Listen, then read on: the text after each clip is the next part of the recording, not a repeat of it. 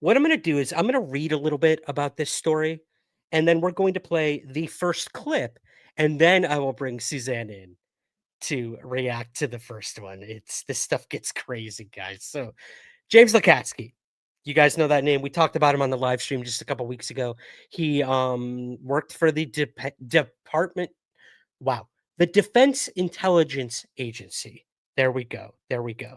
And he was basically the head of OSAP, the secret Pentagon UFO program, the real secret Pentagon UFO program, not ATIP, OSAP. He does talk about this in this interview. I don't know if it's in one of our clips, but he basically he called out the authors of the New York Times article, Leslie Kean, Ralph Blumenthal, Helene Cooper, and said they were very wrong. Their reporting was very, very inaccurate, which sucks. I hate hearing that. Leslie is a personal friend of mine. Ralph has been on the podcast. Yes, I've got a cough drop because I'm going to need it in a little bit. It sucks to hear that the reporting was so inaccurate. Not so much maybe by the fault of the authors. I mean, at the end of the day, they have to take the responsibility for it. But it was very inaccurate. The actual program funded by Harry Reid for $22 million was not ATIP. It was OSAP, and it was run by James Lacatsky. He's written several books now about the findings through OSAP. Because all of that data, all of that information has a lot of it's been classified, and we were never privy to the information that came out of the OSAP program, the actual Pentagon program, funded, I should say.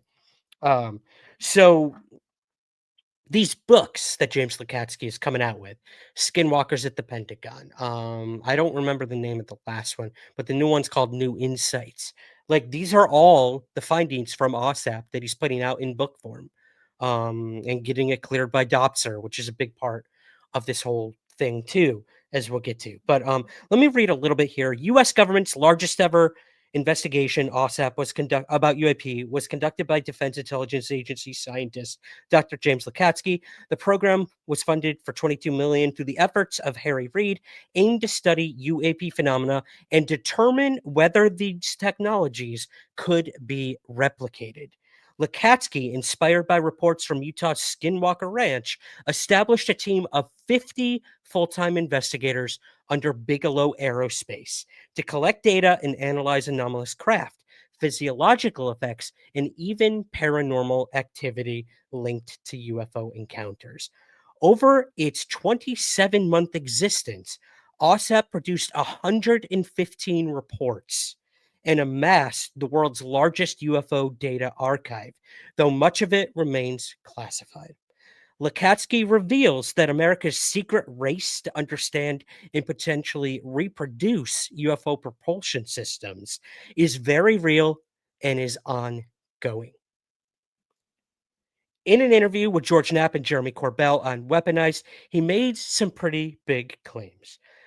The first claim, which we're going to look at, was that Kona Blue, a proposed prospective special access program under the U.S. Department of Homeland Security, Office of Science and Technology, intended to investigate and exploit non-human biologics and advanced aerospace technology anomalies. The proposal was never approved or funded and was formally terminated in February of 2012, according to the Defense Department. But Lacatsky made this claim in the interview with Jeremy and with George Knapp. So let's go ahead and watch this first clip here of Lacatsky talking about Kona Blue. Stick with me here.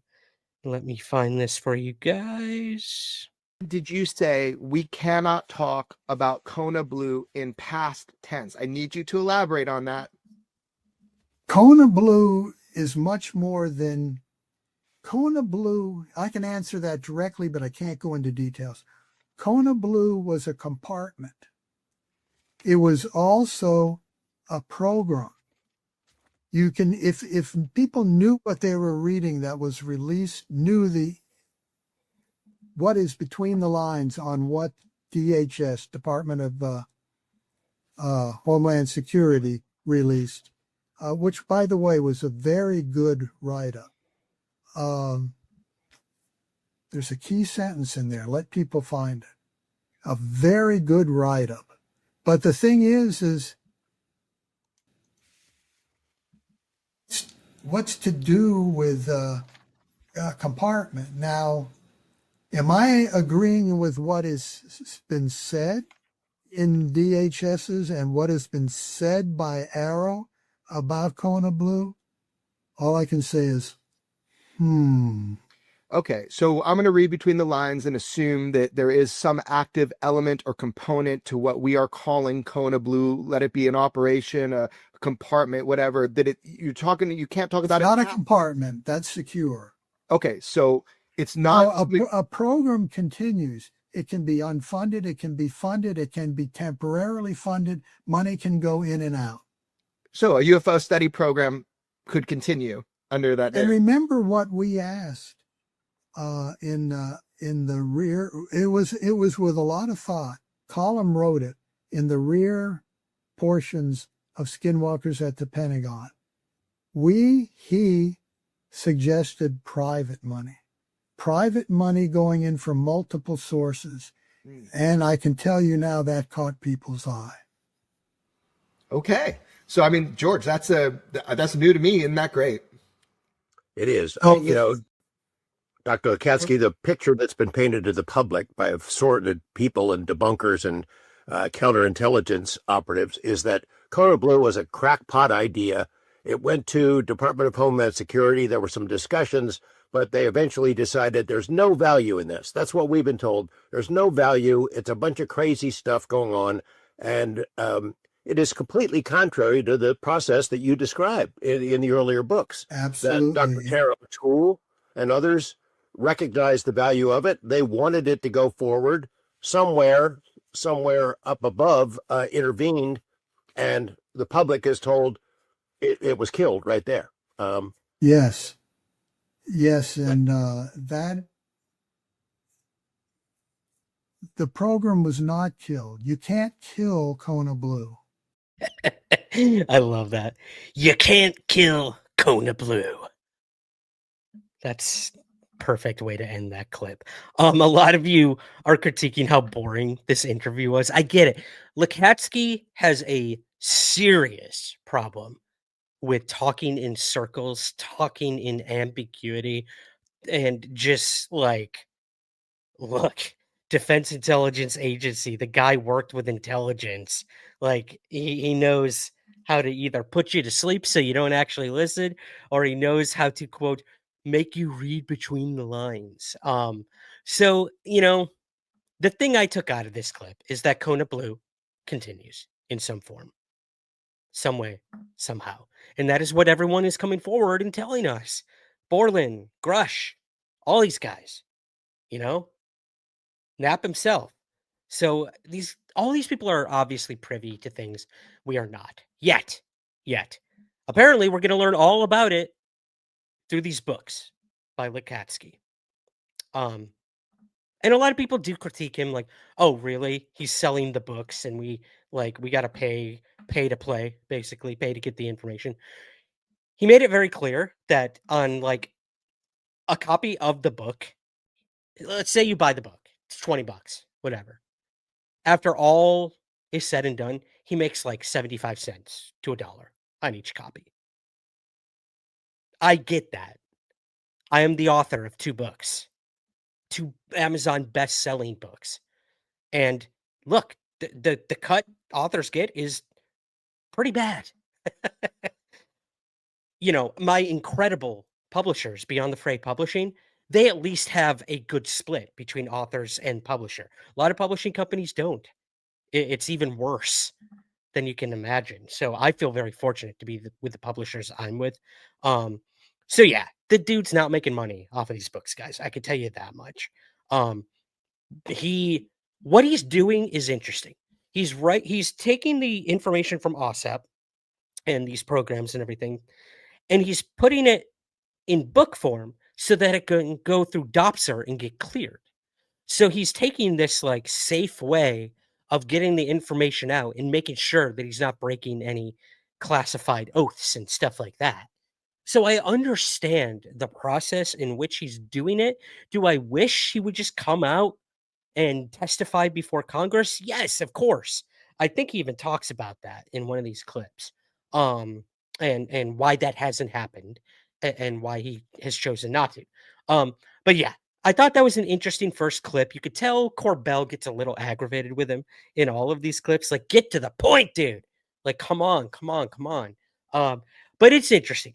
Kona Blue is something I want to keep an eye on. I want to learn more. What has been the continuation of OSAP?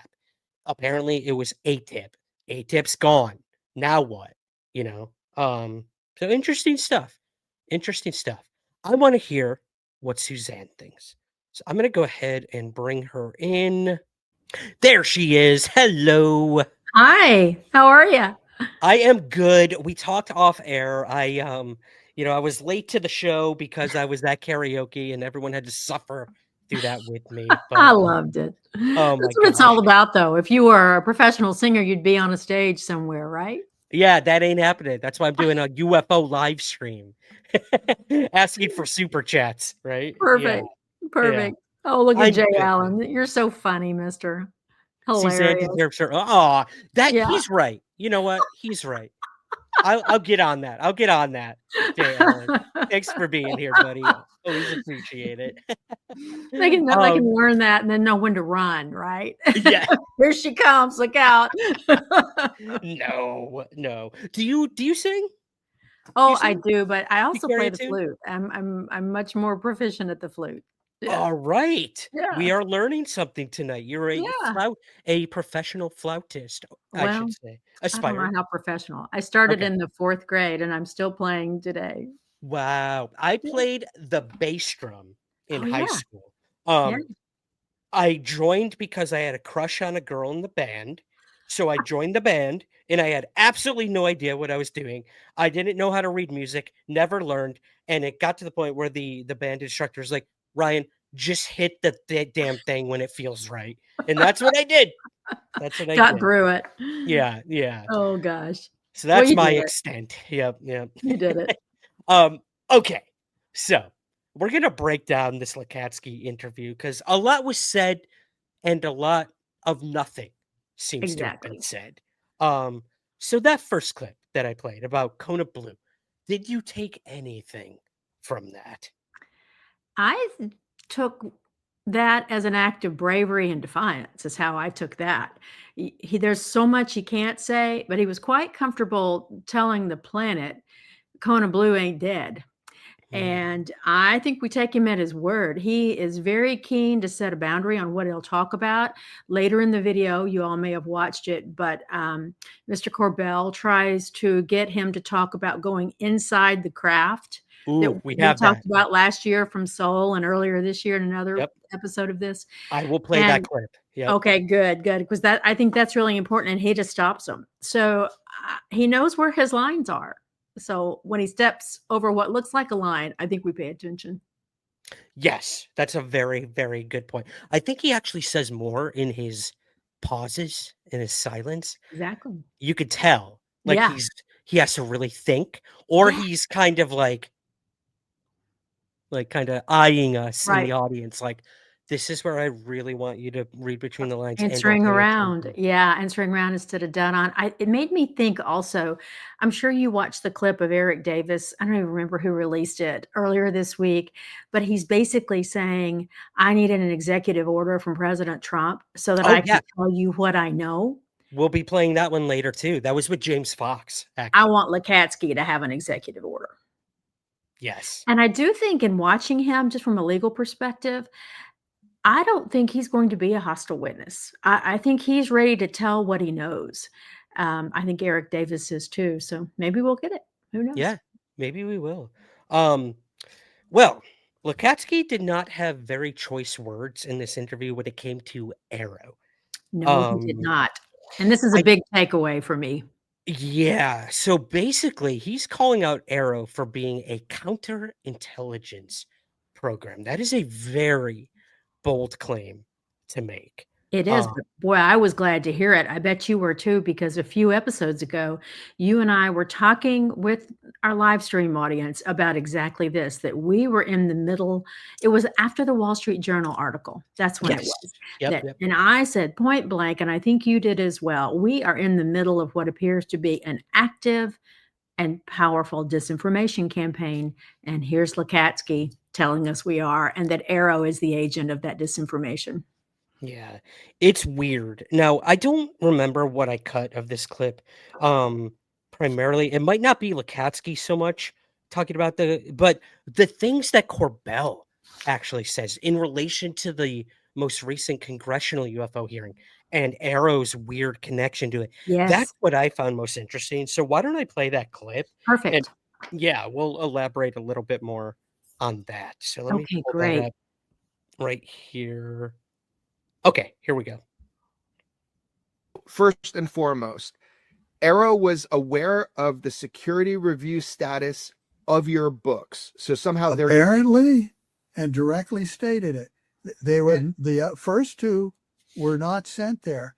I was asked for them, and they bought copies. Now, why is Dopser communicating that to them? That's a big question. I don't know the answer. Are they just interested in getting it quickly? well, I don't know. I It don't feels know. it feels kind of meddling, and so I want to put on top of that something I noticed, which is in the last hearing when George and I were nominating people and going through reviews with them and security reviews with them and introducing them to people and going through all these meetings.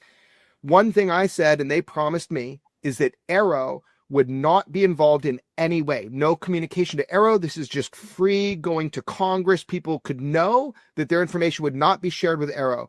That turned out not to be true. There was a leak in Congress where they were directly sharing information of people that George and I were nominating. And in some cases, people were contacted, for kind of pre-reviews with AARO. So AARO was meddling, and I actually put in a request for this to be followed down by Congress. So now we're seeing another infiltration of AARO from the human intelligence perspective. But I might not fully understand that. You said something. You said in AARO's letter to you, they said, we can even discuss human. And you go, huh? Can you explain what is concerning about that to our audience? Human is controlled by the organization that gathers the human. They cannot cross the lines in discussing it without a ton of paperwork. I went in and out of human constantly because I couldn't use it in my documents. I mean, yeah, I was reading it and it was like, well, what's good's this? I can't share it in my documents. Same here. I can't just go to Congress. Mr. Borland summarized it very well when he was directly asked, can you talk to us in a skiff? And he said, well, if you have the clearances, the proper clearances and your subcategories and whatever that you need that I have, that he has, yeah, I can talk to you. Well, good luck in getting those. Exactly. Interesting. It'll never happen. It'll Yeah. never happen. So the thing that really, really got my attention with that is that AARO was meddling with these Meddling. witnesses before a congressional hearing. That's messed up, It in is, my isn't opinion. it? Yeah. Like, I say what you want about Corbell and Knapp, like being the ones to choose these witnesses. I know a lot of people have taken issue with that.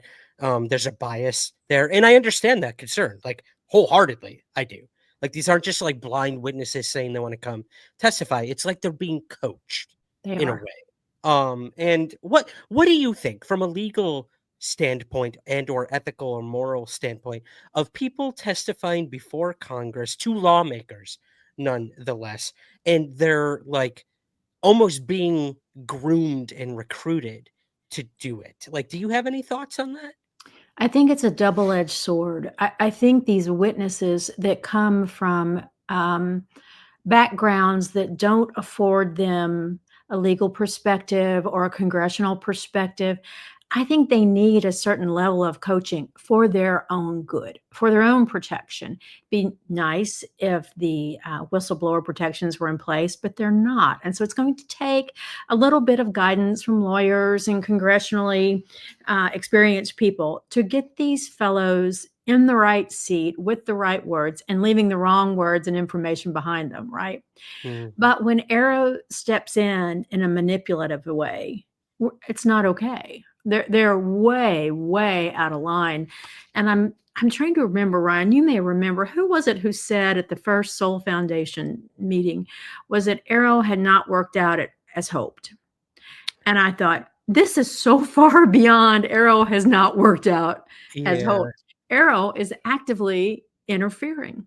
But I also think everybody take a breath, because it is quite clear to me from being in the room now twice at Soul and from watching all the videos and things you and I watch to get ready for these Sundays, the world's done with it. Anybody who's interested in this subject is perfectly willing to set the government's actions aside and let private science and podcasters and whatever pull the data together in a much more reliable way. That doesn't mean you don't have to vet that. You certainly have to vet that. And we do every week. Some things end up in the electronic trash bin after we've watched a little bit, even with big name people. We had one of those this week. We wanted to use it so badly, but you just can't always do it. Yeah. So I think, AARO can try to do what it's doing. AARO can do what it's doing. It's not trying, it's doing. But I'm not sure it's going to matter. Yeah, I think you're right. Yeah, I think we've all moved past it, and so have Exactly. to me, what it's coming off as, and take for example, I had Joshua Shelton Yes. on the podcast. That'll be coming out next week. He was the witness who came forward to Ross Coulthart. Super brilliant guy. We talked And for over bright 2 guy, hours. eloquent Oh my God. speaker. Really put Yeah. together. You all are going to really enjoy this interview. Yeah, it's over on Patreon right now, guys. Oh. I will show a little teaser clip later on for you guys as well to get you ready. But yeah, if you want to hear the whole Joshua Shelton interview, it is now on Patreon, and it'll be up on Apple Premium very soon. But to get back to it, I asked him straight up, like, would you testify before Congress? And he said, yeah, absolutely. He's like, but not right now, because like the protections aren't there. And Sure. and he said, I spoke to a bunch of other military people who said the same thing. Like we just like don't feel like it's safe to do that yet. Right. And I'm not sure it is. And if we see from our perspective that we are in the middle of a powerful disinformation campaign, imagine what those guys feel and see about it. Yep. So it's one thing for us to sit here every Sunday and through the podcast and whatever, hypothesize around what this is and what it isn't and share information. It's another thing with someone like, I think of Dylan Borland, who can be prosecuted. They can be prosecuted criminally. Right. So the burden is big. It is. And oh my God, I totally like misconstrued my point. It wasn't reporting to Congress per se, but it was reporting to AARO. That's what it was that Joshua brought up. He's like, yeah, none of my friends are reporting to AARO because we've only heard really bad things. Like they're not even recording the phone calls that they're having with us. So they're not taking any of it seriously. Well, and even Lacatsky mentions in this video something about, I have 7,500 pages of data from Bigelow Airspace, from all the research done there. They know I have it, and no one's ever asked me for it. And in response to somebody's FOIA, I don't know whose, their response was, we can't find that. What? Okay. Crazy. Well, here's a little clue. Call Mr. Lacatsky. Yeah, he's a phone call away. Like I think that might be in this next clip. I'm not positive about him talking about testifying before Congress. It might not, but this clip I know for a fact is what everyone wants to hear about, and that is the clarification on him stepping inside of a craft that is being reverse engineered. Did he step inside it, and will he testify before Congress about all this? So should we watch that one? Let's watch it. Okay. This is my favorite thing of the whole interview. Yep, same. I was going to say the same thing. All right. it was in the book, but you said it verbally, that we have a UFO in government possession, that we have an exploitation effort on that vehicle, that we've been successful in at least penetrating the hull. So you've gone on record, and you told us that last time. Now, without going outside of those bounds, do you stand behind this? That we have A statement? this, Oh, absolutely. but let's get more specific than the statement. Do you stand behind that we have a UFO in our possession, and that because that would mean we have a reverse engineering program on that UFO if you breach the hull? That would answer what everybody wants to know. I can't answer that. It goes beyond what I've been approved to say. And by the way, if you're looking at such a craft, what are you primarily interested in? The craft? The fact that it's empty? Or what in the world is the power supply and the motive force? What in the world is that? That kind of answers your question. What would you really be interested in? Yeah, well, so because you have studied all of these types of propulsion systems and all these energy components, you would be interested in what drives this UFO. Yes. I might be interested in where does it come from if no terrestrial human nation has made it. So I would have a different interest than you would have. Just discussed why I didn't want to go any further in Kona Blue. It is that difference, and it is important, because unless you have an infinite amount of funding, you've got to choose what you're looking at. As you know, and George knows, a fair amount of money went into the medical aspect of UFOs in OSAP, much more so than was described. I mean, much more so. Someone like me might not, it's not that I wouldn't care, but I'd be interested in how in the world they got here. I mean, what we currently understand in advanced physics is it isn't as advanced as we'd like to believe. So, okay, I mean, just at the core of it, though, this is one of the largest admissions, because you are for controlled disclosure and you're getting things authorized.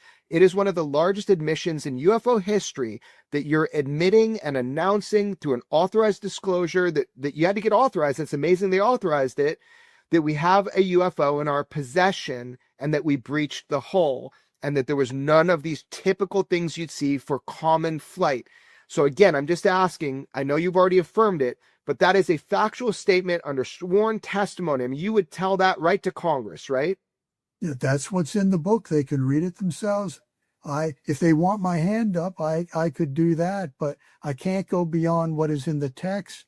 The next book, I'm not talking about the next one in 6 months. I'm talking about the one that looks at Kona Blue from my perspective. I mean, a big decision point on 4 books of OSAP, even though only 1,200 pages, is what's important in there and what isn't. Well, this is where you get in trouble, though. This is where you, Dr. Lacatsky, get in trouble. People say, well, why are you parsing this out in public books rather than testifying to Congress? They're supposed to have oversight of our government. Congress is supposed to have financial and substantial oversight over these things. So if you did testify that we have a reverse engineering program, we have a UFO, and you raise your hand and you say that is factual information, they're going to ask you, where is it being held? How is our money being spent for the taxpayers? Why is it going in your books instead of telling us Congress so we can have oversight? I mean, I can only release what I'm approved to release. And I too am surprised that they approve that. I put it in there deliberately. Last time I asked you, from your book, I said, did you enter the craft at any time? And you said, I can't answer that. Well, Eric Davis has commented publicly, and this is what he said. We couldn't understand the propulsion. Lacatsky went inside the UAP, and they didn't find any energy source or propulsion system.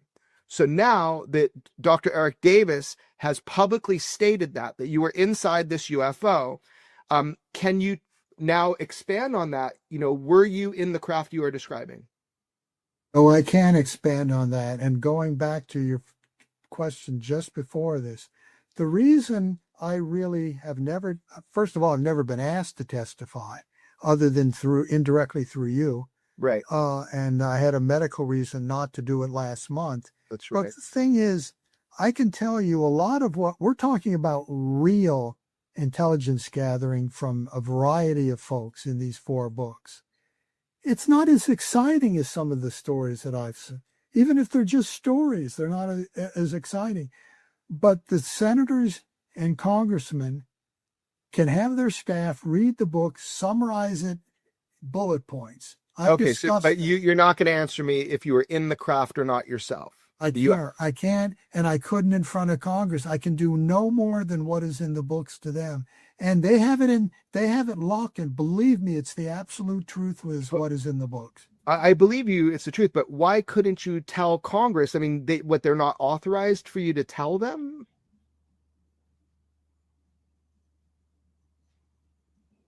When you're brought into things, I was once told for a particular clearance, I was to inform that agency and their legal team if I was ever asked to go to Congress.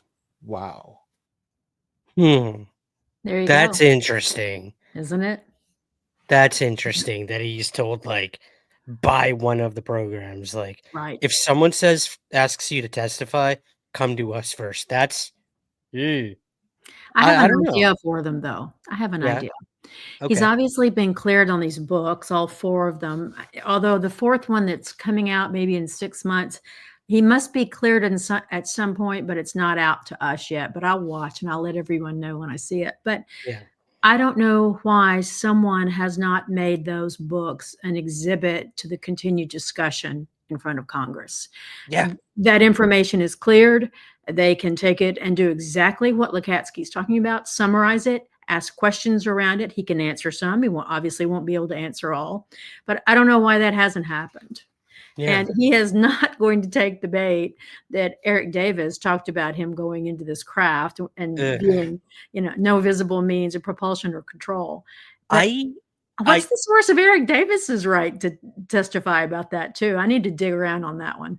Yeah, do some digging, because, like, it almost seems to me like he's really, like, Lacatsky really wishes Davis had never said Yeah. that, because it's just getting him in deep waters like this. Look, we are critical sometimes of Corbell and Right. kind of how he presents things, but I will say he put Lacatsky's feet to the fire here, and he's saying what we have all been saying. Why the F are you not going before Congress? Well, you can read about it in my book. Yeah, we know. You've said that a million times. But why will you not say what's in the book in front of Congress so that it's on the congressional record and then they can go and investigate? Well, they can read my book. Like, okay, that's fine, dude. But, like, come on. Oh, it's so frustrating. Well, and to expect that Congress is going to sit down and read 4 UFO books. That's not happening. It's not going to happen. No, It's not going to happen. Look at what happens when a congressional member's, like, staff research the UFO topic and then get them questions. You get the bullshit we got with Bobart in the congressional hearing with her What was that? Yeah. dumbass conspiracy bullshit. You get some of this stuff that, like, Matt Gaetz said and Anna Paulina said, and you could tell that it's their staffers that went and, like, chat GBT'd something and came up with it. You know what I mean? So no, we want you on the congressional floor, Mr. Lacatsky. You with the knowledge and the experience and the firsthand work. And then I think it's really important, these books. And the first one was, of course, Skinwalkers at the Pentagon. The second one is entitled Inside the U.S. Government Covert UFO Program, Initial Revelations. And the third one is called New Insights. He says the fourth one will be called Future Vision, but that's the one I think's not out yet. But here's what he says, I think more than one time in this video, is what's in these books is the truth. These aren't beliefs. These aren't speculations. They're not hypotheticals. This is the truth. And so, it's not an opinion. It just is what it is. So why these books aren't taken more seriously and addressed congressionally, I don't get it. Yeah. But therein lay the problem, Suzanne, for me. It's the truth. How do we know? How do And you you want to know? It's our code words for this week. Trust me, Lacatsky.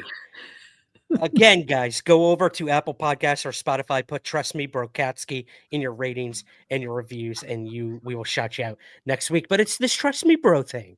Right. Like, look, Again, we'll take what we can get. Like, right. we will take what we can get, and like, if the findings of OSAP are going to come through your books, fine.